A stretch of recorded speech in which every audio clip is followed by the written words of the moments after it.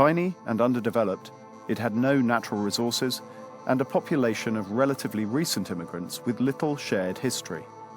The country's first prime minister, the late Lee Kuan Yew, is credited with transforming it.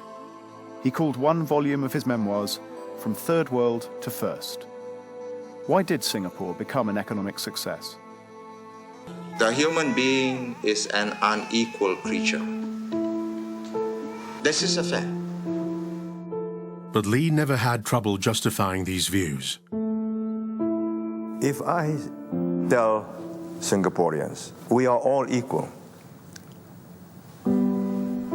regardless of race, language, religion, culture, then they will say, look, I'm doing poorly. You are responsible. But I can show that from British times, certain groups have always done poorly in mathematics and in science. I'm not God. I can't change you. But I can encourage you, give you extra teaching, help to make you do, say, maybe 20% better. No mistakes about this. Whoever governs Singapore must have that iron in him, or give it up. This is not a game of cards. This is your life and mine. I've spent a whole lifetime building this. And as long as I'm in charge, nobody's going to knock it down. You got on the one hand the open free market system in America. You have on the other hand, exact opposite, the closed control command economy of the Soviet Union, communist Russia.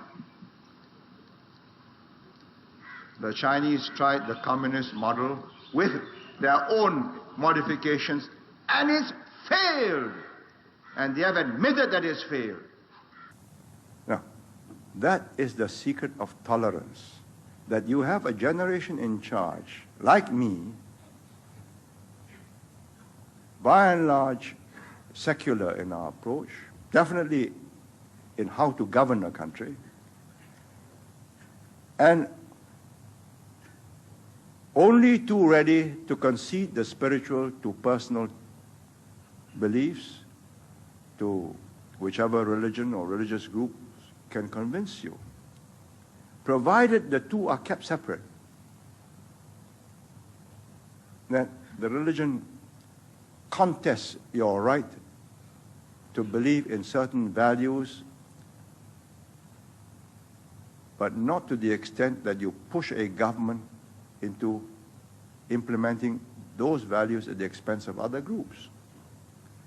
Muslims tell me that's not possible. Islam is a total, all-embracing philosophy. The charismatic Christians tell me the same. And if this goes on, we're going to have unpleasantness. Friction there already is, clashes are coming. And my simple position is, let's stop it before it's too late. It's all silly. If we allow this kind of stupidity to ruin the country, then I say we deserve to perish. And I say it is your duty and mine to make sure it doesn't perish. We let it go on, doesn't do any harm, provided they don't take up stones and sticks and guns. But my last word of exhortation is, we have so much at stake.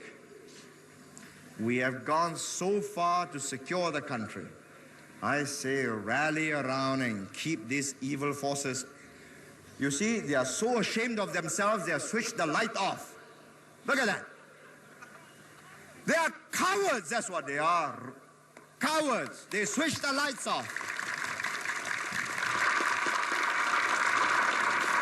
Look at that.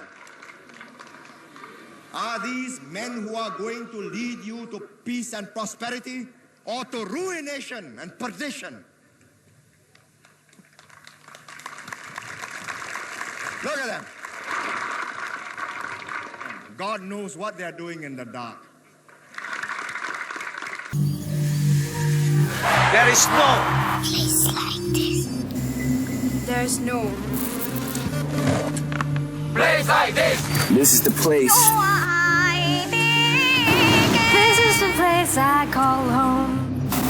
Our home. This is where 1212 and 112 are not just dancing steps. Where our back streets live on as galleries and museums.